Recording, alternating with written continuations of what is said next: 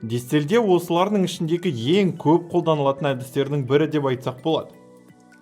Мысал ретінде дистилденген су дегенді естігендеріңіз бар шығар. Дистилденген су дегеніміз қоспасы бар суды қайнату арқылы суды буландырып жібереді. Және де осы су буларын салқындату арқылы біз оны сұйық күйге ауыстырамыз. Мінеки, осы әдіспен алынған сұйықтық бізде өте таза сұйықтық болып саналады. Ал әдісіміз дистилдеу деп аталынады. Дистилдеуге тек қана суды емес, басқа да сұйықтықтарды жатқызсақ болады. Әртүрлі ластанған сұйықтықтарды алдымен газ күйіне ауыстырып, кейін сол газдың температурасын төмендету арқылы басқа бір ыдыста сұйық күйге ауыстыратын болсақ, онда біз оны дистилдеу процесі деп айтамыз. Дистилдеу немесе айдау процесін бір емес бірнеше рет жүргізсек болады. Яғни, бізде бастапқы сұйықтық бар, біз оны қайнатып, газ күйіне